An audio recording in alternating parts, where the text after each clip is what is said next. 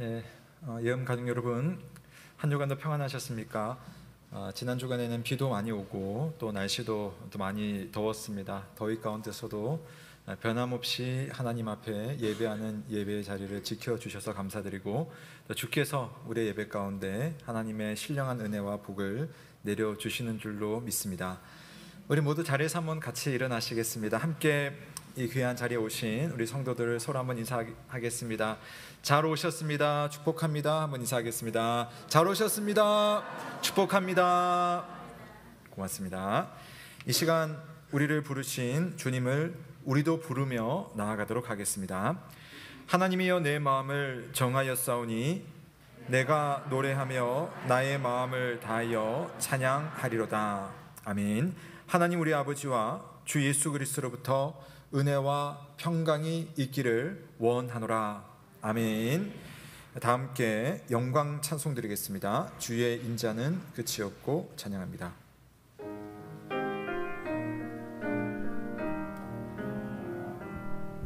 주의 인자는 끝이 없고 그의 자비는 무궁하며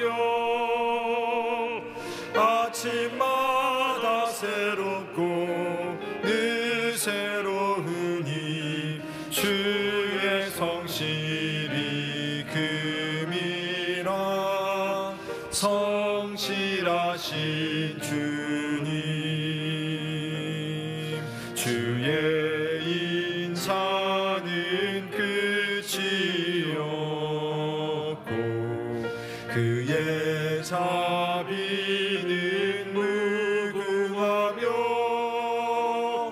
아침마다 새롭고 늘 새로우니 주의 성실이 금이라. 성실하신 주님, 주의 인자는 끝이 없고 그의 자비는 무궁하며 아침마다 새롭고 늘 새로우니 주의 성실이 금이라. 성실하신 주님, 아침마다 새롭고 늘 새로우니 주의 성실이 금이라. 성실하신 주님, 아멘. 모두 자리에 앉으시겠습니다. 이 시간 우리 주님께서 주의 백성들에게 주신 팔복의 말씀을 함께 낭독하겠습니다. 함께 낭독합니다. 심령이 가난한 자는 복이 있나니 천국이 그들의 것이미요, 애통하는 자는 복이 있나니 그들이 위로를 받을 것이미요, 온유한 자는 복이 있나니 그들이 땅을 기업으로 받을 것이미요, 의에 줄이고 목마른 자는 복이 있나니 그들이 배 부를 것이미요, 긍휼히 여기는 자는 복이 있나니 그들이 긍휼히 여김을 받을 것이미요, 마음이 청결한 자는 복이 있나니 그들이 하나님을 볼 것이미요, 화평하게 하는 자는 복이 있나니 그들이 하나님의 아들이라 일컬음을 받을 것이미요, 의를 위하여 박해를 받은 자는 복이 있나니 천국이 그들의 것임이라. 나로 말미암아 너희를 욕하고 박해하고 거짓으로 너희를 거슬러 모든 악한 말을 할 때에는 너희에게 복이 있나니 기뻐하고 즐거워하라. 하늘에서 너희의 상이 큼이라. 너희 전에 있던 선지자들도 이같이 박해하였느니라. 아멘. 성도 여러분, 오늘 팔복의 말씀 중 네 번째 복입니다. 의에 줄이고 목마른 자의 복을 놓고 함께 참회의 기도를 드리면 좋겠습니다. 우리 주님께서는 하나님의 나라와 하나님의 의를 구하는 자에게 하늘에 신령한 복이 있을 것이라고 그렇게 약속하셨습니다. 근데 우리는 얼마나 하나님 나라를 위해서, 하나님의 영광을 위해서 한 주간을 살았는지 돌아보겠습니다.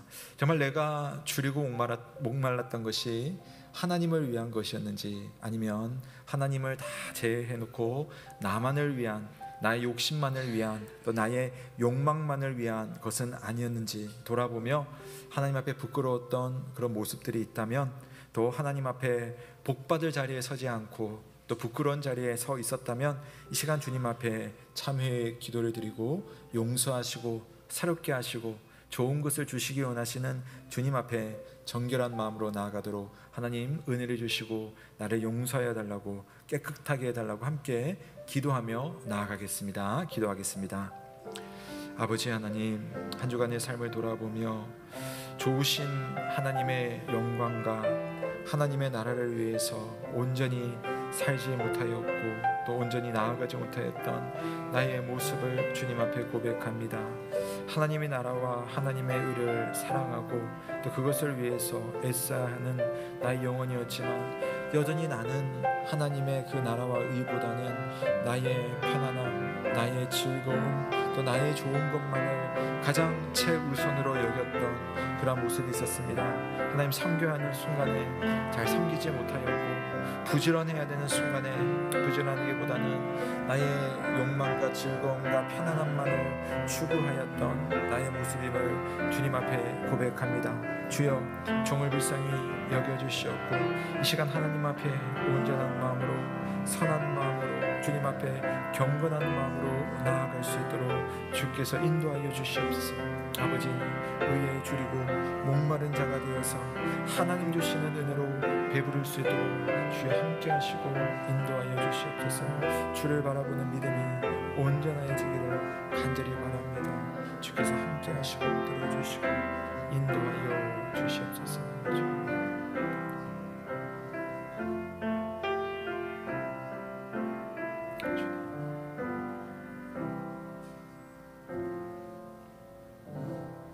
주님의 말씀을 듣습니다. 그가 우리를 흑암의 권세에서 건져내사 그의 사랑의 아들의 나라로 옮기셨으니 그 아들 안에서 우리가 속량 곧 죄사함을 얻었도다. 아멘. 다 함께 사도신경으로 우리의 신앙을 고백하겠습니다. 나는 전능하신 아버지 하나님 천지의 창조주를 믿습니다. 나는 그의 유일하신 아들 우리 주 예수 그리스도를 믿습니다. 그는 성령으로 잉태되어 동정녀 마리아에게서 나시고 본디오 빌라도에게 고난을 받아 십자가에 못 박혀 죽으시고 장사된 지 사흘 만에 죽은 자 가운데서 다시 살아나셨으며 하늘에 오르시어 전능하신 아버지 하나님 우편에 앉아 계시다가 거기로부터 살아있는 자와 죽은 자를 심판하러 오십니다. 나는 성령을 믿으며 거룩한 공교회와 성도의 교제와 죄를 용서받는 것과 몸의 부활과 영생을 믿습니다. 아멘. 다 함께 찬송가 41장으로 감사 찬송 드립니다. 내 영혼아 주 찬양하라. 찬양합니다.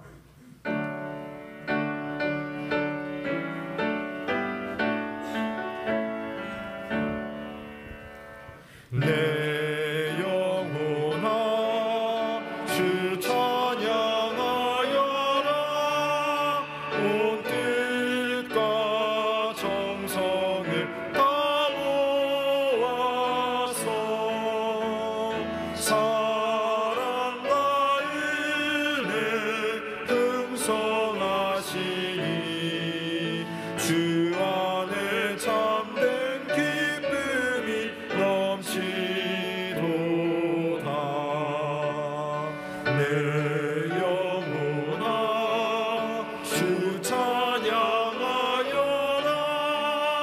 그 팔과 행하신 그 위력을 인자와 자비 풍성하시니 온 세상 모두 알리라 세세토록. 내 영혼아 주 찬양하여라. 능력과 권세로 다스리네. 교만한 자를 물리치시고 이 낮고 선한 백성들 높이시네. 내 영혼아 주 찬양하여라. 하나님 약속을 늘 신실해. 온 세상 향해 크게 말하라. 내 주님 위대하심을 영원토록.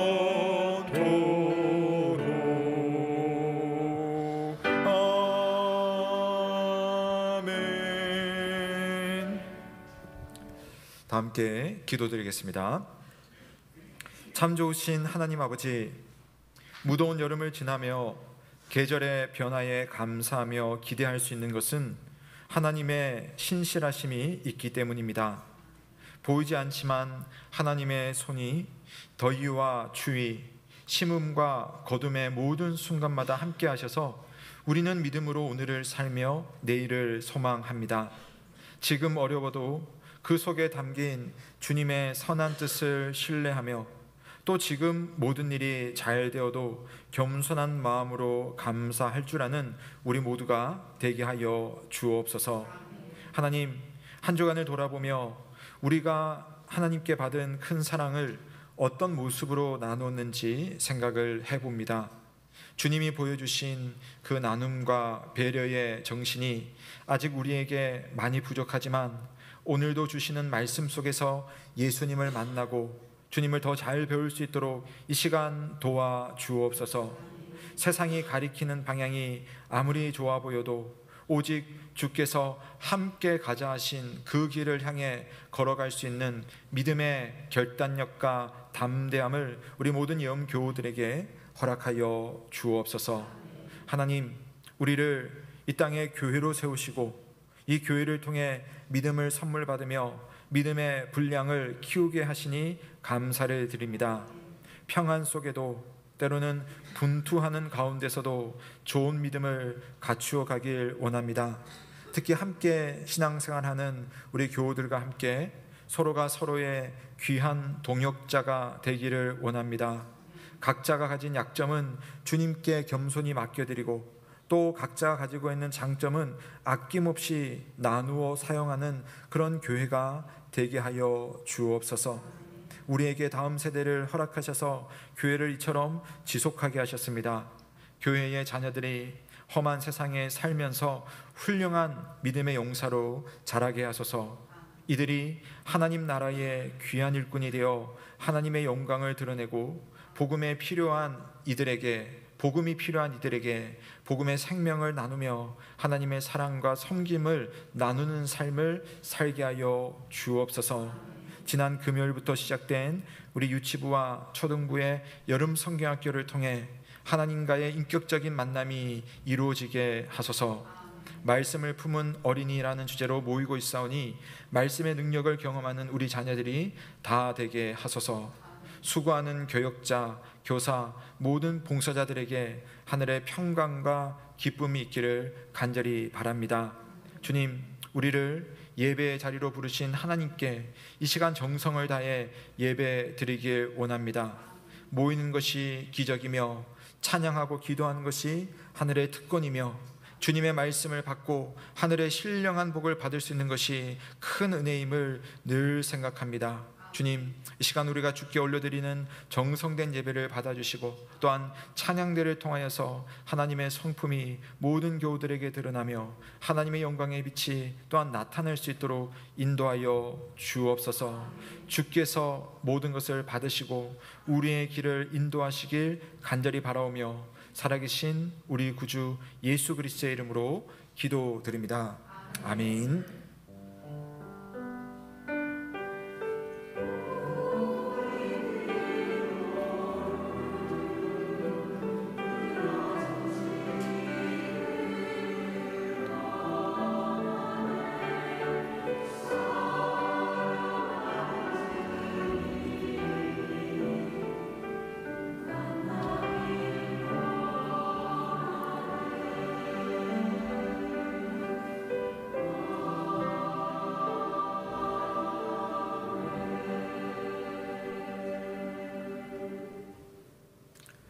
오늘 우리에게 주시는 하나님의 말씀은 마가복음 1장 9절에서 13절 말씀입니다. 신약성경 53면 마가복음 1장 9절에서 13절 말씀을 봉독하겠습니다. 그때 예수께서 갈릴리 나사렛으로부터 와서 요단강에서 요한에게 세례를 받으시고 곧 물에서 올라오실새 하늘이 갈라짐과 성령이 비둘기같이 자기에게 내려오심을 보시더니 하늘로부터 소리가 나기를 너는 내 사랑하는 아들이라 내가 너를 기뻐하노라 하시니라.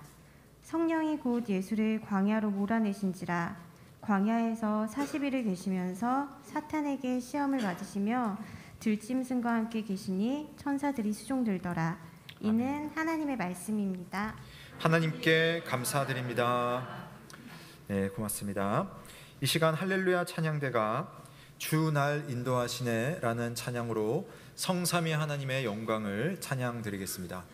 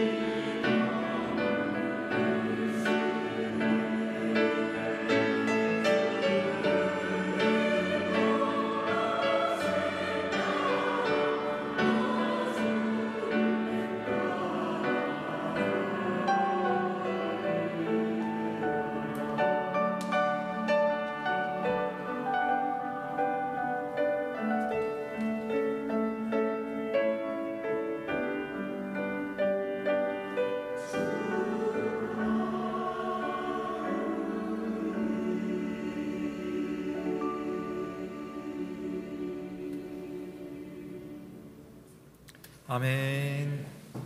고맙습니다. 참 좋으신 우리 주님의 은혜와 평강이 오늘도 주님을 사랑하는 모든 영 가족들과 함께하길 주님의 이름으로 축원합니다. 아멘. 제가 한 번씩 이렇게 우리 할렐루야 찬양대 찬양 듣다 보면 설교 안 하고 찬양만 계속 이렇게 들으면 좋겠다 싶은 순간들이 참 많습니다. 제가 뭐 개인적으로나 좀 이렇게 답답하거나 또 이게 설교가 잘 준비되지 않거나 또 설교하기에 참 마음에 부담이 있을 때 또 뭐 여러 상황들이 있을 때 그럴 때 하나님께서 참 희한하게 찬양대의 찬양을 통해서 제 마음을 이렇게 감동시켜 주시고 다시 힘 주시고 그럴 때가 참 있는 것 같아요. 아마 여러분들도 하나님을 찬양하는 그 찬양의 능력이라는 것이 얼마나 큰지 아마 많이 느끼실 때가 많이 있으실 것 같은데요. 저는 오늘 또 특히 찬양대를 통해서 저 개인에게 주신 하나님의 은혜가 참 컸다라는 사실 말씀드리고 여러분에게 감사하다고 또 격려를 좀 드리고 싶습니다. 마가복음은 하나님의 아들 예수 그리스도의 복음, 그 기쁜 소식의 시작을 보여주는 책입니다. 이 복음을 준비했던 인물이 있었죠. 우리 지난주에 보았습니다. 바로 요한이었습니다. 세례자 요한이라고 불리는 요한. 요한은 광야에서 외치는 자의 소리로서 주님이 오실 길을 이렇게 준비하는 그런 역할이었습니다. 그래서 그 일례로 요한은 요단강에서 많은 사람들에게 세례를 주었는데 회개의 세례를 주었습니다. 사람들이 요한에게 몰려올 때마다 요한은 회개하라, 그리고 세례를 받으라 라고 하면서 항상 강조했던 것이 이 사역의 주인공은 내가 아니다. 이 사역의 주인공은 바로 내 뒤에 오실 이를 위한 것이다. 나는 그분이 오실 것을 준비하는 것이다 라는 이야기를 쭉 했습니다. 그러니까 사람들은 궁금했겠죠. 도대체 저분이 가리키는 사람이 누굴까? 그는 어떤 사람일까? 라고 아마 궁금해했을 겁니다. 아마도 이 마가복음을 읽으면서 누군지는 알지만 이 글을 읽는 우리와 같은 독자들이 이 요한이 말하는 그분 어떤 분으로 마가가 소개할까 궁금해할 수도 있을 것 같아요. 근데 마가복음은요, 제가 지난 오후에도 설명드렸지만 아주 좀 짧아요. 아주 역동적이고 생생하게 표현하는 것을 상당히 좋아하는 그런 기록 방식을 씁니다. 그래서 마가는 예수님을 이제 소개하는데 장황하게 설명을 하지 않고 사건을 몇 가지를 툭툭 던져줘요. 오늘 두 가지 사건을 봅니다. 자, 먼저 첫 번째 사건은 세례에 대한 사건이고 두 번째는 예수님이 시험 받으신 사건인데요. 자, 먼저 세례에 대한 이야기를 한번 함께 읽어보겠습니다. 9절부터 11절 말씀입니다. 함께 읽습니다. 시작. 그때에 예수께서 갈릴리 나사렛으로부터 와서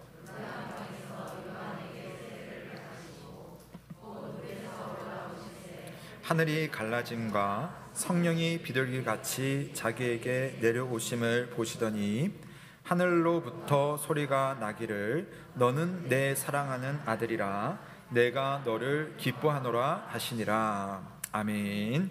자, 세례 요한이 내가 이분을 위해서 지금 일하고 있다 하는 그분은 저기 예루살렘 수도권에 사는 사람들이 볼 때는 별 볼 일 없는 지역에 또 어떤 경우에는 아주 싫어하는 지역에서 온 사람입니다. 갈릴리 나사렛이라는 곳에서 온 예수라는 사람, 그 사람의 이야기를 이제 마가가 딱 꺼내는 겁니다. 자, 읽은 말씀에서 세 가지 장면이 보이는데요. 첫 번째, 예수께서 요한에게 세례를 받으셨다라고 마가가 말하고요. 두 번째, 그랬더니 하늘이 갈라지고 성령이 비둘기같이 내려오는데 예수님께 성령께서 오셨다. 세 번째, 하늘에서 소리가 나는데 그 내용이 너는 내 사랑하는 아들이라 내가 너를 기뻐하노라. 마치 하늘에 계신 하나님께서 예수님에게 지목해서 말씀하시는 그런 어떤 표현을 쓰고 있습니다. 정말 그렇죠? 성부 하나님께서 예수님을 일러서 너는 내 사랑하는 아들이다 라고 콕 집어서 지목을 했습니다. 자, 이 세 가지 내용은요 다 연결이 되어 있어요. 그러니까 하나로 말한다면 하나님의 아들이 세례를 받으신 내용입니다. 근데 이 내용 속에 있는 모든 일이 다 연결이 되어 있기 때문에 한번 그것을 살펴보려고 합니다. 요한이 소개했고 또 사람들이 궁금해했던 바로 그 사람 예수. 예수님께서 세상에 본격적으로 나서면서 제일 먼저 한 일은 우리가 읽어본 것처럼 세례 요한에게 세례받는 거였습니다. 지난 시간을 여러분 혹시 생각해 보시고 조금 머리를 이렇게 생각해 보시고 또 본문을 꼼꼼하게 읽어 보시는 분은 이상한 점을 발견할 수가 있을 거예요. 자, 어디가 이상한지 한번 보십시오. 지난주 말씀에서 요한은 이렇게 말했거든요. 나보다 능력 많으신 이가 내 뒤에 오시나니 나는 굽혀서 그의 신발끈을 풀기도 감당할 수가 없습니다. 나는 너희에게 물로 세례를 베풀지만 그분은 여러분에게 성령으로 세례를 베푸실 분입니다 라고 예수님에 대해서 소개를 했어요. 한마디로 예수님이 베푸실 세례는 내가 당신들에게 베푸는 세례와 차원이 레벨이 다르다라고 이야기를 했습니다. 자, 그런데 그랬던 주인공 예수님이 딱 나타나신 거예요. 근데 그분이 와서 했던 게 뭐냐면 요한에게 찾아와서 요한이시여, 6개월 형님입니다. 요한이시여, 나에게 세례를 베풀어 주옵소서라고 부탁을 하는 겁니다. 마태복음에 보면 이 장면 나오거든요. 마태와 누가복음에도 다 나오는데 마태복음에서는 세례 요한이 예수님께 나는 세례를 당신에게 줄 수 없습니다 라고 하는 장면이 나옵니다. 아니, 내가 당신한테 세례를 받아야지 어떻게 내가 예수님에게 세례를 줄 수가 있습니까? 이거였죠. 근데 예수님은 끝까지 우겨가지고 요한에게 세례를 받습니다. 그런데 오늘 읽었던 말씀의 후반부에 보시면 세례를 받으신 이 예수는 알고 보니까 하나님의 아들이었던 거예요. 우리 요한은 알았지만 그러나 마가가 이것을 강조하는 거예요. 예수님께서 정말 요한이 말했던 것처럼 요한이 예수님의 신발끈도 풀 수 없을 만한 그런 분에게 세례를 주었다. 어떻게 이런 일이 있을 수가 있느냐 이거죠. 자, 마가가 기록한 이 이야기의 흐름에는 중요한 의미가 있습니다. 우선 세례 요한은 회개의 세례를 베푸는 사람이었죠. 그래서 하나님으로부터 죄 용서를 받으려면 너희들 회개하라. 그리고 나한테 나와서 세례를 받으라 라고 했죠. 자, 그렇다면 예수님은 이 요한의 세례를 받을 이유가 없는 분이세요. 그렇지 않습니까? 왜 그렇습니까? 예수님은 거룩하신 하나님의 아들로서 그분에게 죄가 없잖아요. 하나님의 아들, 내 기뻐하는 자라라고 했던 그 예수님이 죄를 지으신 적이 없고 하나님으로서 그분은 죄가 없으신 분이라는 거죠. 그러므로 이 회개의 세례인 요한의 세례를 받을 이유가 없는 겁니다. 요한은 물 세례를 주는 사람이지만 예수님은 성령으로 세례를 베푸실 높은 곳에 있는 분이거든요. 그러니까 이 높은 곳에 있는 분이 이 낮은 자의 물 세례를 받는다는 것은 상당히 이상한 일이고 어떻게 보면 요한도 그랬지만 당황스러운 일입니다. 자, 오늘 제가 보고 싶은 것은 자, 그렇다면 예수님 하나님의 아들이 요한에게 세례를 받으셨는데 그분은 왜 요한에게 세례를 받으셨을까? 자, 오늘 설교 내용 중에 첫 번째로 여러분께서 발견하셔야 되는 내용입니다. 왜 예수님은 요한에게 세례를 받으셨을까? 자, 예수님은 이 세례를 받음으로써 당신이 하나님의 아들로서 내가 왜 사람이 되었는지를 이 세례받는 사건으로서 보여주시려고 합니다. 영광스러운 하늘의 보좌에서 내려와서 죄로 인해서 어두워진 세상에 예수님 쑥 들어오신 것은 세상의 문제를 해결하기 위해서인데요.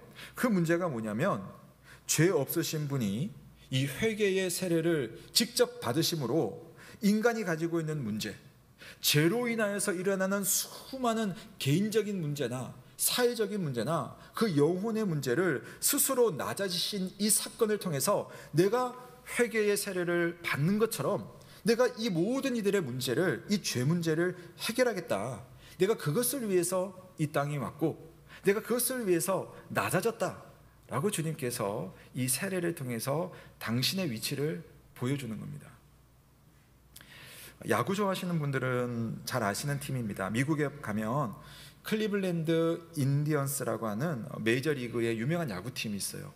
그 야구팀 안에 실력이 아주 좋은 내야수 선수가 있었는데 어느 날 보니까 실수 안 하는 사람이 자꾸만 실책을 범하는 겁니다. 경기 실적도 이렇게 날마다 성적이 낮아지는 거예요. 왜 그런가 하다가 나중에 알고 보니까 이 선수에게 쌍둥이 딸, 어린 딸이 있었는데 그 딸 중에 한 명이 백혈병이 걸린 거예요. 그래가지고 그걸 발견을 하고 이제 항암 치료를 시작을 합니다. 근데 항암 치료가 얼마나, 어른도 힘든데 아이가 얼마나 힘든 거예요. 애가 너무 괴로워하고, 뿐만 아니라 아직은 이제 어린아이니까 항암 치료하니까 머리가 막 빠지잖아요. 그러니까 여자아이가 거울을 보면은 눈물을 두루루 흘리는 겁니다. 머리 다 빠지면 아빠 어떡해? 나 이제 어떻게 살아? 하면서 이 아기가 막 괴로워하고 슬퍼하고 두려워하니까 아빠도 그게 이제 아빠 마음 있잖아요. 그게 너무 힘이 드는 겁니다. 그러니까 경기에 집중을 할 수가 없는 거죠. 이 소식을 알게 된 구단 측에서 우선 이 선수에게 특별 휴가를 제공을 합니다. 그래서 좀 쉬고 아이랑 좀 시간 보내고 와라. 그 과정 속에 이 구단 측에서는 특별한 걸 하나 준비를 해요. 경기가 이제 다시 잡혀 있던 날 이 선수가 복귀를 합니다. 그 경기가 있던 날에 그 선수들이 입장을 하는데 관중들이 다 깜짝 놀란 거예요. 왜냐? 모자를 벗었더니 선수들이 다 빡빡머리가 돼 있는 거예요. 근데 선수들만 그런 것이 아니라 감독과 코치도 빡빡머리, 심지어는 이 구단을 이끌고 있는 구단주도 빡빡머리. 이 구단주가 이걸 제안을 했다는 겁니다. 우리 다 같이 이 선수의 아이를 생각하며 머리를 깎고 이 아이가 경기장에 왔을 때 우리 함께라는 것을 보여주고 위로할 수 있도록 그렇게 하자라고 했던 겁니다. 프로 선수로서 연봉만 신경 쓰면 되고 내 개인 기록이나 팀 기록만 신경 쓰면 되겠다 싶을 텐데 이렇게 동료의 딸을 위해서 자기의 머리카락을 다 밀어버릴 수 있는 이유는 동료를 향한 사랑과 공감 때문이었겠죠. 여러분, 하나님의 아들이 인간의 몸을 입으신 사건을 성육신이라고 하잖아요. 성이라는 것은 거룩하다는 것이고 육신이라는 것은 몸이 되었다라는, 그러니까 성육신, 죄송합니다. 성, 된다는 말이고 육신, 몸이 되었다는 말입니다. 하나님께서 육신이 되었다라고 하는 사건이 얼마나 놀라운 일인지 여러분 한번 생각해 보셨어요? 얼마나 우리를 사랑하시길래 하나님께서 인간이 되실 수 있을까? 우리가 당하는 죄로 인한 고통을 그분이 어떻게 공감을 하시길래 그분께서 스스로 이 죄를 위한 회개의 세례를 받으실까? 그분이 왜 얼마나 공감하시길래 십자가에 못 박혀서 우리의 죄를 위해서 돌아가실 수가 있는 걸까? 어떤 분이 하신 말씀이 저는 항상 기억을 하게 되는데요. 하나님과 인간의 격차는 인간과 바퀴벌레의 격차보다 무한히 크다, 이런 표현을 하시더라고요. 여러분 한번 생각해 보세요. 여러분께서 바퀴벌레가 된다고 생각해 보세요. 이거 있을 수 없는 일이잖아요. 쳐다만 봐도 징그러운 그 바퀴벌레. 그러니까 인간과 바퀴벌레의 이 격차라는 것은 이루 말할 수 없는 거잖아요. 그런데 하나님과 조물주와 피조물인 우리 인간의 격차라고 하는 것은 여러분, 인간과 바퀴벌레의 격차와는 비교할 수 없이 무한한 것 아닙니까? 근데 그러한 무한한 격차를 예수님께서 그 간격을 뛰어넘으시고 우리에게 오신 사건이 바로 성육신 사건입니다. 그리고 예수님께서 요한에게 세례를 받으신다는 것은 아무 죄도 없는, 죄와는 전혀 상관이 없는 하나님께서 죄인의 가죽을 뒤집어쓰고 내가 바로 죽일 죄인이다라고 말하는 것과 같다라는 거죠. 왜요? 죄인을 용서하기 위해서, 우리를 살리기 위해서 예수님은 이 땅에 하늘의 보좌를 다 내려놓고 오셨고, 그분이 이 땅에서도 죄 없이 사신 분이심에도 불구하고 회개의 세례를 받음으로 내가 그들을 위해서 십자가에서 죽고 그들을 위해서 십자가의 피 흘림으로 용서하고 그들을 낫게 하리라 라고 하는 것이 바로 회개의 세례를 받는 예수님이 보여주신 우리를 향한 사랑과 우리를 향한 공감이라는 사실을 믿으시기를 바랍니다. 작은 것 하나에서도 참 우리가 인정받고 싶고 대우받고 싶은 그런 인간 본성이 있지만, 예수님은 완전한 하나님이시면서 완전한 인간이 되셔서 철저하게 자기를 낮추셨어요. 이 땅에 오신 것도 낮춘 것이지만, 이 낮아진 곳에서 더 낮아지고 더 낮아지는 예수님의 이 결정, 이것이 바로 하나님의 아들이 받은 그런 세례의 의미입니다. 그런데 그뿐만 아닙니다. 오늘 요단강에서 세례를 받으시고 물에서 올라오실 때에 하늘이 갈라졌다라는, 하늘의 갈라짐이라는 표현이 나옵니다. 자, 이 표현은요, 공간복음이라고 했죠. 마태, 마가, 누가 공통된 관점을 가진 공간복음인데, 근데 마가복음에는 하늘이 갈라졌다는 표현을 하는데 마태와 누가에는 다른 표현을 합니다. 뭐라고 되어 있냐면은 하늘이 열리고라고 되어 있어요. 마태복음 3장 16절에도 하늘이 열리고, 누가복음 3장 21절에도 하늘이 열리고라고 이야기해요. 그러니까 마가복음은요, 갈라진다는 표현을 했어요. 이게 사실 같은 내용이긴 합니다. 같은 내용인데, 그러나 마가가 의도적으로 사용한 측면이 있어요. 그러니까 우리는 그걸 한번 발견해 보자는 겁니다. 자, 이 갈라진다는 표현이, 똑같은 이 표현이 마가복음에 2번 나옵니다. 첫 번째는 오늘 여기서 나왔고, 두 번째는 마가복음 15장 38절에 나오는데요. 우리 한번 같이 읽어볼게요.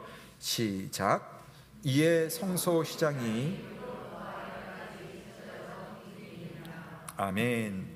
성소의 휘장이 위로부터 아래까지 찢어져서 둘이 되니라. 한번 상상을 해보십시오. 자, 성전, 예루살렘 성전, 하나님이 임재하시는 성전입니다. 그 성전의 가장 거룩한 장소는 성소예요. 그 성소에서도 제일 거룩한, 지극히 거룩한 장소가 지성소입니다. 그 지성소에는 두꺼운 가죽으로 휘장, 커튼을 다 이렇게 해놨어요. 왜냐하면 아무나 여기 들어올 수 없다, 거룩하지 않은 자는 들어올 수 없고 대제사장만 들어올 수 있다라고 해서 이 휘장을 딱 이렇게 쳐놨습니다. 그러니까 아무나 못 들어가는 겁니다. 그런데 이 높은 곳에 달려있는 이 휘장이 아래에서부터 위로 찢어지는 것이 아니라 위에서부터 아래로 쫙 찢어지는 거예요. 한번 생각해 보세요. 이 커튼이 높이 달려있어요. 높이 달려있으면 그 옛날에 그 커튼을 찢어버리려면 어떻게 찢어야 되겠습니까? 사람이 찢는다면 밑에서부터 쫙 이렇게 그것도 안 찢어져요. 그냥 아래서부터 찢어야지 위로 쭉 올라갈 텐데, 위에서부터 그냥 찢어졌다라고 하는 것은, 이것은 사람의 힘으로 찢어진 것이 아니라 하나님께서 찢으셨다라는 겁니다. 하늘의 문이 갈라졌다라는 것은 오늘 여기 찢어졌다라는 말과 같은 내용이거든요. 무엇보다 여러분, 이 일이 언제 일어났냐면은, 이 마가복음 15장 말씀이 일어났던 시점은 예수님께서 십자가에 못 박혀 죽으셨을 때예요. 주님이 어떻게 죽으셨죠? 손목에 못이 박히면서 몸이 찢어진 거잖아요. 발목에 못이 박히면서 찢어진 거잖아요. 군인들이 창으로 이 갈비뼈를 찔러가지고 몸이 찢어진 거잖아요. 예수님의 그 몸이 찢어지는 그 순간에 하늘의 그 문이 찢어지듯이, 하늘의 문이 확 열리듯이 휘장이 쫙 찢어지면서 결국 뭐냐? 우리가 하나님께로 나아갈 수 있는 특별한 문이 열렸다라고 하는 것을 보여주는 사건입니다. 여러분, 우리가 하나님께 다가가는 것이 아닙니다. 하나님께서 우리에게 성금성큼 내려오셨고 성금성큼 다가오셨습니다. 하나님의 아들이 요한의 세례를 받을 때 하늘이 갈라지고, 예수님의 몸이 십자가 위에서 찍힐 때에 성소의 휘장도 위로부터 아래로 찢어졌습니다. 이런 뭘 말하겠습니까? 우리가 내버려뒀을 때는 우리의 힘으로, 우리의 부끄러운 모습으로, 우리의 죄악된 상황으로는 아무도 하나님께 나아갈 수 없지만, 예수님은 자기의 몸을 찢고 성소의 휘장을 찢음으로 이제 우리에게 길을 내어주신 겁니다. 아무도 막을 수 없는 생명의 길이 생겼습니다. 길을 모를 때는 사람들은 방황하죠. 길을 찾기 위해서 여기 가보고 저리 가보고 여리저리 헤매봅니다. 그래서 여러분, 우리가 사는 것이 그렇잖아요. 이리 가보면 될까? 남들처럼 이것을 좀 가져보면 내 마음이 만족할까?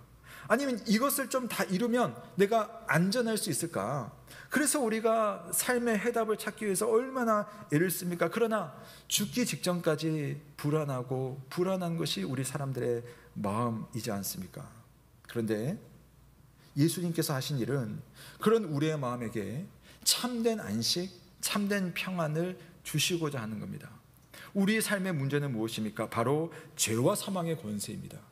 죄 때문에 일어난 세상의 많은 일들, 사망에 대한 두려움 때문에 우리가 두려워하며 무엇이라도 더 가지려고 발버둥을 치는 그런 우리들에게 이 죄와 사망의 권세를 해결하지 않는 이상 우리의 몸과 우리의 영혼은 계속 벼랑으로 내몰려지는 거죠. 하늘을 찢으시고 자기의 몸을 찢으셔 문을 열고 길을 내신 주님을 만날 때에야 우리는 벼랑에서 돌아서서 하나님의 참된 평안과 안식과 영원한 생명으로 나아갈 수 있다는 사실을 믿으시기를 바랍니다. 우리 주님은요, 내가 길이고 진리고 생명이라고 말씀하셨어요. 근데 주님이 말씀하신 방식이 너무 특이하지 않습니까? 저기에 길이 있으니까 저기로 가라 한 것이 아니라 내가 길이다, 내가 생명이다. 근데 그 방법이 무엇입니까? 내가 죽음으로써 너희들에게 길을 내어주고 내가 십자가에 달림으로써 너희들에게 생명을 주겠노라라고 하신 그런 주님의 사랑과 공감이 여러분을 향해서 예비되어 있다는 사실을 믿고 감사하시길 바랍니다. 이것이 바로 예수님께서 세례를 통하여서 우리를 위한 그 길을 준비하신다는 것을 보여준 그러한 사건입니다. 두 번째로 넘어가 보겠습니다. 마가는 멈추지 않고 예수님께서 하신 일, 예수님에게 일어난 일을 보여주는데요. 자, 이 첫 번째 세례도 사실 당황스러운 일이지만 두 번째 사건도 상당히 이상한 사건이 여기에 기록이 되어 있습니다. 세례를 받을 때 하늘이 갈라졌죠. 성령님이 예수님에게 오셨죠. 또 하늘로부터 너는 내 사랑하는 아들이고 내 기뻐하는 자다라는 영광스러운 소리를 들을 수가 있었습니다. 이런 분위기라면 사람들이 몰려와서 예수님께 무릎을 꿇고 당신은 우리의 왕이십니다 하면서 이 왕의 즉위식을 갖고 대관식을 해야 할 것 같은 그런 분위기인데 오늘 말씀은 전혀 그런 흐름이 아닙니다. 그게 여러분 당황스러운 거예요. 자, 12절과 13절 말씀 함께 한번 읽어보겠습니다. 시작.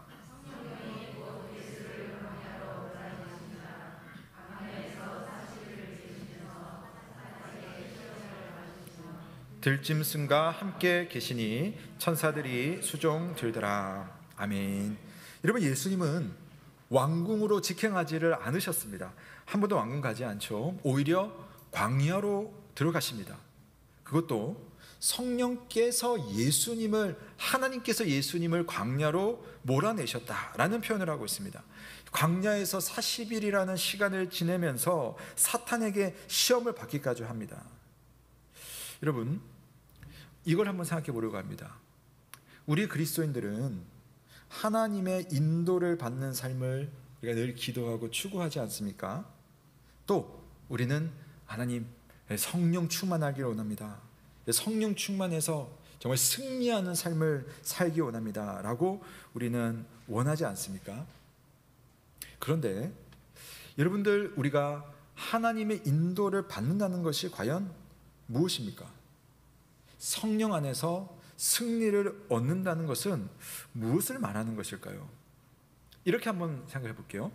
승리를 한다는 것은 결국 뭐냐면 믿음의 싸움이 있다는 거예요. 믿음의 싸움이 있다는 거. 싸움 없이 승리가 없잖아요. 이 싸움이 있고 승리를 하려면 그 안에 성도로서의 인내와 분투의 과정이 분명히 있다는 겁니다. 그게 있어야 돼요. 그 다음에 하나님의 인도를 받는다면, 우리가 인도받는다는 것은 내 인생의 주인이 내가 아니라는 것을 말하는 거잖아요. 하나님이시라는 그 전제가 있어야지 하나님 인도를 받는 거지, 내 마음대로 가면서 하나님 인도를 받는 것은 있을 수가 없습니다. 근데 실제로는 어떻죠? 우리가 성령 충만하고 승리하는 삶이 분투와 인내의 삶이기보다는 그저 편안하면 좋겠고 그 만사 형통한 것이 그게 승리하는 삶이고 성령 충만한 삶이 아닐까, 우리가 종종 나도 모르게 생각하지 않습니까? 하나님의 인도를 받는 것이 말 그대로 하나님께서 인도하시는 것이어야 하는데, 그것보다는 내가 원하는 방향으로 내가 가겠으니 하나님 내 길을 좀 밀어주세요, 그렇게 여러분 생각하지 않습니까? 바로 그 모습이 40년 동안 광야 생활을 했던 출애굽 이스라엘 백성들의 모습이었고, 아담이 실패했던 것도 바로 그런 이유였습니다. 이제 예수님께서 그 실패를 만회하시는 거예요. 40일간 광야에서 예수님이 받으신 시험은 더 이상 실패한 인간이 아니라 하나님 앞에 참된 순종으로 승리의 길을 가는 참된 아담이 여기에 있고, 그 아담의 머리가 여기에 있다 라고 하는 것을 보여주는 그 주님의 시험을 주님께서 받으시는 겁니다. 성령께서 예수님을 광야로 몰아내신지라, 이 표현도 한번 주목해 보십시오. 성령께서 예수님을 광야로 몰아내셨다. 어떻게 보면 예수님께서 어쩔 수 없이 밀려난 것처럼 그렇게 느껴질 수도 있습니다. 하지만 성령은요, 누구의 영이라고 했죠? 예수님의 영이잖아요. 성령은 하나님의 영입니다. 그러니까 예수님께서 원치 않는데 떠밀려가지고 그렇게 가는 것이 아니라 자신의 영인 성령께서 이상하게 자기를 내밀듯이 한다는 것은 자기도 그 하나님의 뜻 앞에 적극적으로 순종하신다는 그런 말인 거죠. 성령의 인도를 받는다는 것은 하나님의 뜻 앞에 나의 모든 것을 순종할 수 있는 마음을 말합니다. 그런데 또 하나 이상한 것은 사탄이 시험을 한다네요. 아니, 하나님께서 나를 밀어주셨는데 그 미는 것이면 됐지, 도대체 사탄이 뭔데 예수님을 시험하는 걸까? 좀 너무하지 않습니까? 근데 하나님께서 일하시는 방법은 항상 무궁무진하세요. 때로는 사탄의 시험도 그 중에 하나가 될 수 있습니다. 물론 하나님과 사탄이 의논을 해가지고 우리가 이렇게 하자, 그렇게 하는 것은 아닙니다. 사탄은 자기가 하고 싶은 일을 하는 거예요. 하지만 하나님은 그런 중에도 사탄이 뭐라고 까불랑거린다 할지라도 하나님은 하나님의 일을 하시고 하나님의 뜻을 이루시는 겁니다. 사탄이 예수님을 세 가지 방식으로 시험을 하지만 그것 또한 하나님의 선하시고 크신 계획 안에서 허락되는 것이지 자기 마음대로 되는 것이 아니라는 겁니다. 그러므로 여러분, 우리를 대표하시는 예수님이 광야에서 이런 시험을 받을 때에 하나님의 뜻 안에서 그것을 이루어내시고 우리를 위해서 그 속에 있다는 사실을 믿으시기를 바랍니다. 또 하나 마가복음이 아주 독특한 표현이 있는데요, 13절 중반절에 가면 들짐승과 함께 계시니 라는 표현이 있어요. 이게 마태복음과 누가복음에는 이 표현이 없거든요. 마가에만 있습니다. 의도된 겁니다. 우리가 볼 때는 뭐 광야니까 들짐승 당연히 있겠지 할 수 있지만 다른 복음서에는 이 말씀이 없습니다. 자, 그럼 뭘까? 자, 이 글을 여러분 처음 접하게 되는 사람들이 누구인지를 제가 지난주에 또 지난 오후 모임에 말씀을 드렸죠. 자, 이 글을 마가가 누구를 생각하면서 썼냐면은 로마에 살고 있는 그리스도인들을 위해서 이 글을 썼습니다. 근데 로마에 살고 있는 그리스도인들에게 일어나는 일들 여러분 잘 아시죠? 예수를 믿는 신앙을 가졌기 때문에 신앙의 핍박과 박해를 받습니다. 특별히 이들 중에는 로마의 원형 경기장에 던져지는 이들이 있었습니다. 던져지는 이들이 있었습니다. 그 원형 경기장에는 오랫동안 음식을 주지 않아서 배고픈 짐승들이 먹이를 기다리면서 으르렁거리면서 그 배회를 하고 있었던 겁니다. 그들 가운데 사람들이 던져지는 것입니다. 로마의 역사가 타키투스는 이런 기록을 남겼습니다. 이 마가복음의 기록과 시차는 한 35년에서 40년 나는데 거의 비슷한 시기로 보시면 돼요. 그러니까 진짜 기록입니다. 외부인의 기록. 그들의 죽음에 온갖 조롱이 더해졌다. 그들은 짐승 가죽을 뒤집어쓰고 개들에게 갈기갈기 찢겨 죽거나 십자가에 못 박히거나 날이 저물면 불을 밝히는 용도로 불에 타 죽었다. 네로는 이 구경거리를 위해서 자신의 정원을 내주었고 원형 경기장에서 이 광경을 연출했다. 이런 참극이 자행되는 동안 그는 전차를 모는 전사의 옷차림을 한 사람들과 어울리거나 전차 위에 높은 곳에 서 있었다. 로마 역사가의 실제 증언입니다.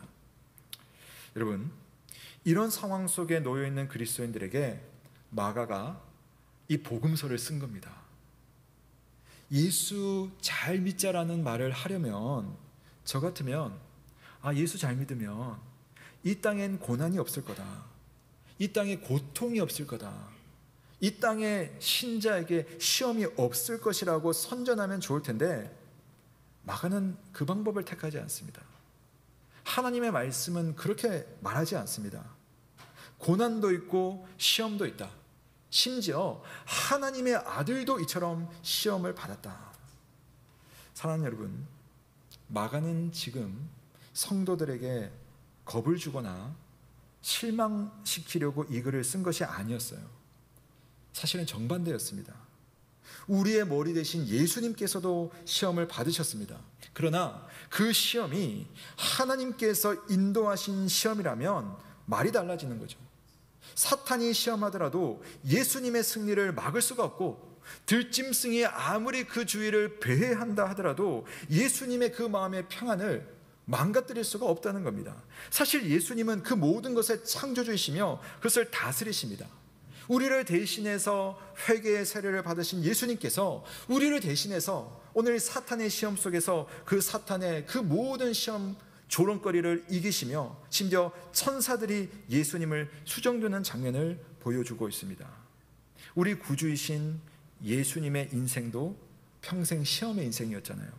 사람들이 시험했고, 사탄이 시험했고, 자기 자신도 어떤 상황 속에서 늘 스스로를 시험하는 그런 일을 계속 겪었습니다. 그런데 바로 예수님이 이 시험을 모두 이기셨죠. 이 모든 시험을 다스리는 위치에 있습니다. 그 예수님께서 그 경험으로 저와 여러분의 변호자가 되시며, 저와 여러분의 구속자가 되시며, 저와 여러분의 구원자가 되신다는 사실을 믿을 수 있기를 주님의 이름으로 축원합니다. 얼마나 다행입니까? 마가는 바로 그 사실을 우리에게 보여주고 싶었던 거예요. 예수님이 누구신가? 그분의 복음이란 과연 무엇인가? 믿음이란 그냥 이 땅에 살면서 허황된 기대를 하고 희망을 하고 그냥 스스로 자기 만족하고 자기 암시하는 수준의 것이 아닙니다. 하나님의 인도를 받고 예수 그리스도의 승리를 얻어야 할 곳은 저 천국에 가서만 되는 것이 아니라 바로 우리가 살고 있는 지금 여기라는 사실을 믿습니다. 우리가 만나고 있는 여러분의 현실이, 여러분이 싸우고 여러분이 인내해야 되는 광야라는 사실을 기억하시기를 바랍니다. 예수님에게 광야가 있다면 로마 교회의 성도들에게도 광야가 있을 것이고, 또 오늘 이 자리에 계신 여러분들 중에도 지금 광야 속에 내몰린 성도님도 아마 계실지 모르겠습니다. 제가 2주 전에 대학병원에 들렀다가 한 벽면에 이렇게 쫙 쓰여 있는 그 환우들의 글을 읽었어요. 한 벽면에 암병동에서 투병하고 있는 환자들이 자기 자신한테 아니면 자기 느낌점들을 이렇게 쭉 쓴 글을 이렇게 시화전처럼 이렇게 장식해 놓았더라고요. 제가 그 글들을 쭉 읽다가 한 글 앞에 한참 서가지고 그 글을 여러 번 이렇게 읽고 사진을 찍었어요. 그 내용이 이런 내용입니다. 제목이 하늘 창가에서라는 제목이었는데요. 암병동 8층 창가 뭉게 구름이 떠오른다. 하늘이 가까워서인지 누군가는 열린 하늘 속으로 들어가고 누군가는 고인이 남기고 간 시간으로 살아간다. 구름과 마주보고 누워 하늘을 닮은 사람으로 다시 태어나고자 나는 지금 고통을 투약 중이다. 마지막 세 문장에 저가 눈을 돌릴 수가 없더라고요. 지금 병동에 누워 구름과 마주보고 누워서 하늘을 닮은 사람으로 다시 태어나기 위해서 나는 지금 고통을 투약 중이다. 똑같은 고통이지만 어떤 분은 그 고통을 통하여서 자신의 삶을 해석을 해낸 것입니다. 우리 교우들 중에도 암투병을 이미 하셨거나 또 현재 진행 중인 분이 계십니다. 그분들이 생각이 많이 났습니다. 섣불리 뭐라고 말씀드릴 수는 없지만 광야와 같은 그 시간 속에서 여러분 무엇을 보면 좋을까요? 우리처럼 고난당하시고 우리처럼 시험 받으신 그 예수님 바라보고 그 예수님은 혼자 계셨지만 그러나 그 속에서도 하나님이 천사를 보내셔서 수정들게 하셨던 것처럼 우리가 서 있는 우리의 광야에 우리 구주 예수 그리스도께서 여러분과 함께 또 그분의 천사들과 함께 우리와 동행하며 우리 곁을 지켜주신다는 사실을 믿으시기를 바랍니다. 지금 혹시 광야의 길을 가고 있는 청년 여러분, 그리고 남은 모르지만 나만의 인생의 숙제를 안고 있는 모든 성도 여러분, 그 시험의 강도가 감당하기에 참 크고 그 고난의 시간이 많이 길어지더라도 여러분, 주님을 붙잡는 손을 놓지 마시길 주님의 이름으로 축원합니다. 여러분의 그 손, 여러분의 그 형편, 여러분의 그 마음을 주님께서는 다 아신다라고 하는 것이 오늘 말씀 시험을 받으신 예수님이 가지고 있는 우리를 향한 공감대입니다. 혹 내가 놓칠 수도 있죠. 내 손의 힘이 약해서 그분을 미끄러질 수도 있습니다. 그러나 기억하십시오. 내가 놓아도 나를 놓지 않으시는 주님의 손이 여러분을 끝까지 붙들고 있다는 사실을 생각하며 여러분의 광야에서 나를 위해 세례 받으시고 나를 위해 시험 당하시고 나를 위해 믿음의 길로 인도하시는 예수 그리스도를 꼭 붙들 수 있는 저와 여러분 되시길 주님의 이름으로 축원합니다. 아멘.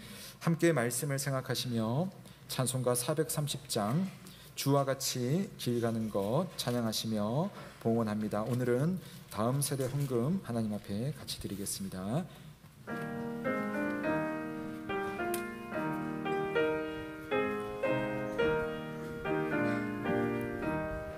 주와 같이 길 가는 것 즐거운 일 아닌가. 우리 주님 걸어가신 발자취를 밟겠네. 한 걸음 한 걸음 주 예수와 함께 날마다 우리 걸어가리. 어린아이 같은 우리 미련하고 약하나 주의 손에 이끌리어 생명길로 가겠네. 한 걸음 한 걸음 주 예수와 함께 날마다 우리 걸어가리. 못이 피는 들판이나 험한 골짜기라도 주가 인도하는 대로 주와 같이 가겠네. 한 걸음 한 걸음 주 예수와 함께 날마다 우리 걸어가리. 옛 선지자의 녹같이 우리 뜻도 천국에 들려 올라갈 때까지 주와 같이 걷겠네. 한 걸음 한 걸음 주 예수와 함께 날마다 우리 걸어가리. 아멘. 제가 한번 기도하겠습니다. 살아계신 하나님 아버지, 오늘 하나님 앞에 나와 예수 그리스도가 우리를 위해 하신 일에 대해서 큰 틀에서 함께 생각해보고 또 그 주님의 하신 일의 의미를 살펴볼 수 있도록 인도하시니 감사를 드립니다. 하나님, 죄 없으신 하나님의 아들이 우리의 죄를 대신 지고 하늘의 문을 열어주시고 휘장을 찢어주시고 하나님 앞에 나아갈 수 있는 길을 열고자 먼저 회개의 세례를 받으셨습니다. 우리를 위해 낮아지신 그 예수님의 그 공감과 사랑을 생각하며 주님 앞에 감사를 드립니다. 또한 우리 예수님께서 우리가 실패한 그 실패 현장에 몸소 찾아가셔서 사탄의 시험을 받으며 또 하나님 앞에 승리하는 모습을 보여주므로 우리도 주님 앞에 영원한 승리의 자리에 갈 수 있음을 보여주며 인도하시는 우리의 주님이심을 인하여 감사를 드립니다. 주님, 살며 만나는 참 힘들고 어려운 고난과 시험거리 앞에서도 그것이 내 삶의 전부가 아니라 그것을 이기게 하시고 또 그것에 대해서 잘 아시며 우리를 돌보시며 우리 옆에 우리와 동행하시는 예수 그리스도를 더 깊이 의지하며 믿음으로 나아갈 수 있는 우리 모든 예언 가족들 다 될 수 있도록 인도하여 주옵소서. 개인적으로 고난의 시간, 광야의 시간을 가고 있는 성도들이 있다면 하나님 예수 그리스도의 손을 꼭 붙잡게 하시고 때때로 그 손을 놓칠지라도 내 손을 더 강하게 붙잡아 주시는 주님의 손이 있음을 생각하며 믿음으로 나아가는 우리 영 가족 다 되게 하여 주옵소서. 주님, 이 시간 주님 앞에 예물을 올려드립니다. 하나님, 우리의 예물을 받아주시고 또 그중 우리가 다음 세대들을 위해서 드린 이 헌금을 통하여 우리 교회의 자녀들이 더 깊고 더 넓고 더 아름답고 풍성한 믿음의 사람으로 자라날 수 있도록 주님 인도하시고 또 필요한 것에 잘 사용되며 그것을 드린 성도들의 삶에 좋은 것으로 채워주시길 간절히 바라오며 살아계신 우리 구주 예수 그리스도의 이름으로 기도드립니다. 아멘. 감사합니다. 몇 가지 교회 소식 전해드리겠습니다. 오늘 오후 모임은요 영화 상영을 한다고 말씀을 드렸습니다. 우리 기독교 다큐 영화인데 그냥 이 일반적인 영화계에서도 참 잘 만든 영화로 평가를 받는다고 합니다. 이 순종이라는 영화 오늘 감상을 하려고 하니까요, 성도님들 함께 좀 오셔서 또 많이 은혜 받으시고 또 자신을 또 한번 살펴보는 귀한 시간이 되셨으면 좋겠습니다. 우리 교육부서 여름 사역 중입니다. 우리 지난 금요일부터 우리 초등부, 유치부 말씀을 품은 어린이라는 제목으로 우리 여름 성경학교가 진행 중입니다. 그리고 SFC 청년 1부 연합수련회 또 청년 2부 여름수련회 준비 중에 있습니다. 그리고 오늘 우리 교회 자녀들을 위해서 다음 세대 헌금 우리 주님 앞에 또 잘 사용하도록 하겠습니다. 함께 드려주신 것 감사를 드리고요. 우리 이틀 기간 동안 김대중 장로님께서 사진을 이렇게 꼬박꼬박 다 찍어주셨어요. 그래서 장로님 바쁜 중에 어제 급하게 사진으로 스케치 영상을 좀 준비를 하셨다고 하니까요. 우리 한번 우리 아이들이 어떻게 지내고 있는지 한번 짧게 한번 보는 시간 갖도록 하겠습니다. 잠깐 영상을 보도록 하겠습니다.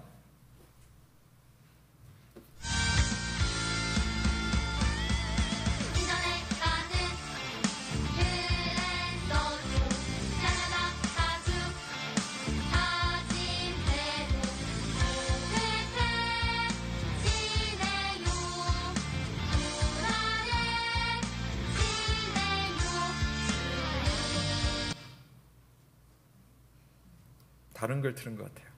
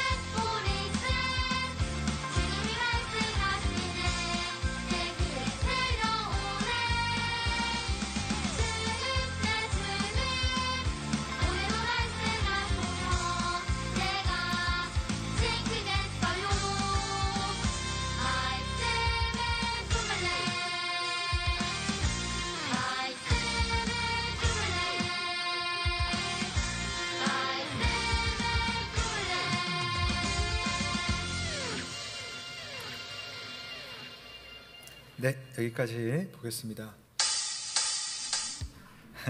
그 유치부 버전도 있는데요. 지금 시간상 유치부 버전은 다음 기회에 여러분 보시면 되겠습니다. 우리 자녀들이 믿음 안에 잘 자랄 수 있도록 많이 기도해 주시고요. 뭐 오늘까지 우리 유치부 초등부 수련회 중이니까요. 뭐 보시면 더 많이 격려해 주시고, 특히 선생님들께서 참 많이 애쓰셨습니다. 우리 봉사자들 다시 한번 감사를 드립니다. 자, 모임 소식은 여러분 주보를 참조하시면 되겠습니다. 유아 세례 7월 31일 있습니다. 신청 아직 받고 있고요. 예, 저는 오늘 오후에 타교회에 설교가 있어서 출타하도록 하겠습니다. 기도해 주시면 감사하고요. 또 이 시간에 좀 소개를 하고 싶은데요. 우리 결혼하는 가정이 있습니다. 그래서 오늘 예배에 참석을 했는데요. 우리 한승민 청년, 또 이우리 청년. 예. 성함 맞죠? 예, 한번 자리에서 한번 일어나 주시죠. 네, 우리 박수로 한번 축하하고 좋겠습니다. 감사합니다. 네, 제가 한번 기도할게요. 예, 한번 기도하겠습니다. 하나님 아버지, 하나님께서 사랑하시는 주님의 형제 자매들, 이렇게 한 가정을 이루고 또 주님께 영광을 돌리는 좋은 그러한 가족을 꾸릴 수 있도록 주께서 인도하시니 감사드립니다. 결혼이라는 첫 출발을 통하여서 예수님과 함께 날마다 동행하며 주님의 일들을 행해 나가며 하나님께 영광 돌리는 좋은 가정이 되며 각자의 자리에서 사람들을 또한 돕고 섬기며 또한 살리는 일을 할 수 있는 두 사람 다 될 수 있도록 주께서 인도하여 주옵소서. 감사를 드리며 예수 그리스도의 이름으로 기도드립니다. 아멘. 네, 감사합니다. 네, 여러분, 우리가 사실 해마다 여름철에 우리 남자분들 타이가 참 저기 하잖아요. 그래서 우리가 타이를 안 하기로 했었는데 그동안 저희도 광고를 많이 못했습니다. 그래서 다시 광고를 하고요.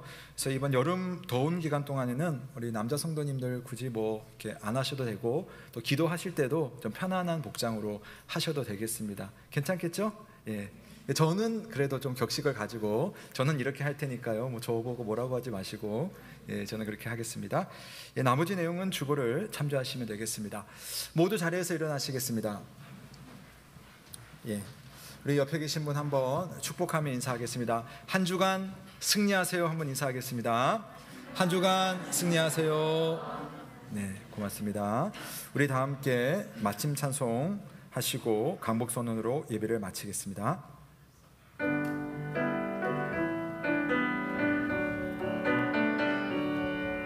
그 선한 힘에 고요히 감사하여 그 놀라운 평화를 누리며 나 그대들과 함께 걸어가네. 나 그대들과 하늘을 여네. 지나간 어물 어둠의 날들이 무겁게 내 영혼 짓눌러도 오 주여 우릴 외면치 마시고 약속의 구원을 이루소서. 그 선한 힘이 우릴 감싸시 믿음으로 일어나길 기대하네. 주 언제나 우리와 함께 계셔 하루도 하루 나를 새로워 주께서 밝히신 작은 촛불이 어둠을 헤치고 타오르네. 그 빛을 우리 모두 하나 되어 온 우리에 비추게 하소서. 그 선한 힘이 우리 감싸시 믿음으로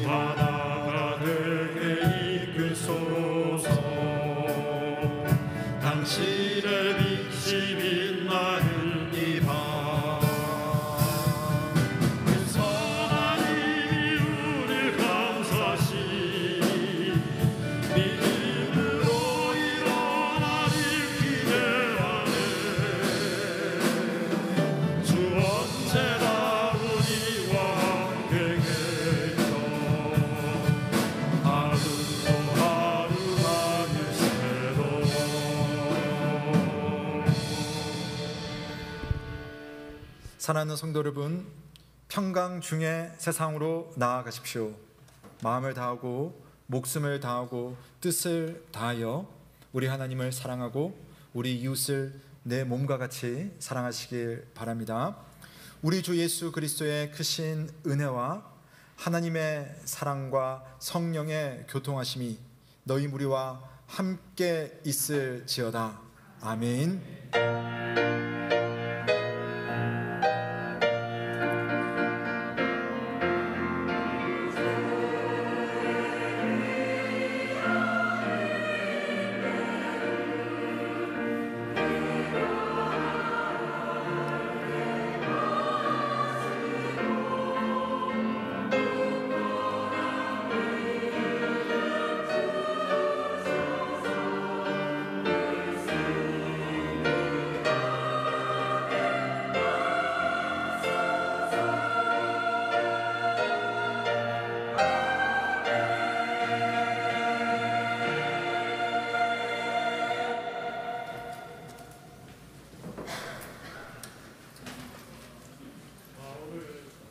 황영원 지사님, 유영석 부장님 같이 함께 있어서 합창이 살아났습니다. 감사합니다.